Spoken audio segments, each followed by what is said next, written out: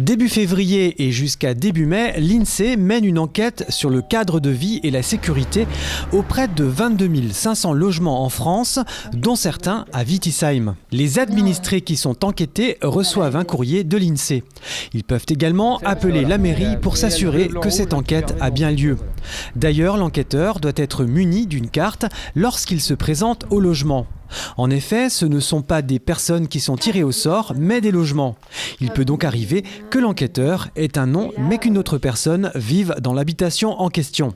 On questionne un certain nombre de ménages, donc par rapport à leur environnement, comment ils ressentent leur commune, leur quartier, et on leur pose aussi un certain nombre de questions par rapport à eux, s'ils ont eu, donc comment ils sentent comment ils sentent leur vie, vis-à-vis, s'ils sentent des insécurités, et aussi un certain nombre de questions par rapport à s'ils ont été victimes de vols, d'agressions, etc.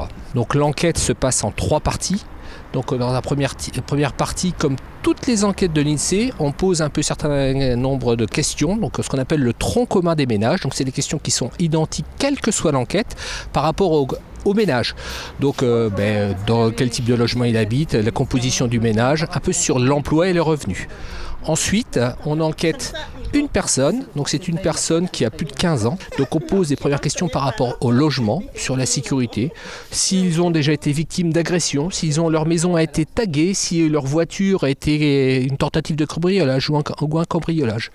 Ensuite, la personne, on lui pose des questions à elle, sur son ressenti, donc des questions du style comment elle sent son quartier, si elle sent de l'insécurité dans son quartier, un certain nombre de questions.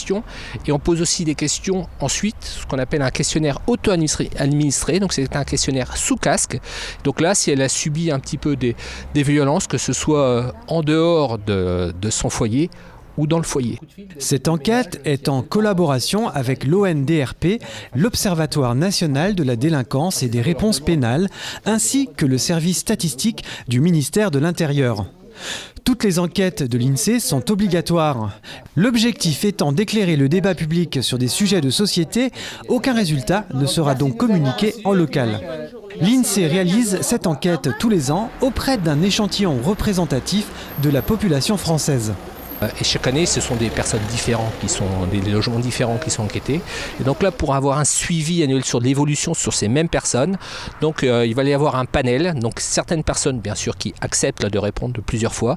Donc on va être enquêtés chaque année pour cette enquête CVS, qui généralement est une enquête qui passe très bien auprès des enquêtés, puisqu'on leur pose leurs questions sur leurs conditions de vie, sur leur ressenti avec leur environnement. Et ça, je dirais, les gens aiment bien quand on parle. Et c'est normal, parce qu'on s'intéresse à eux et à leur entourage.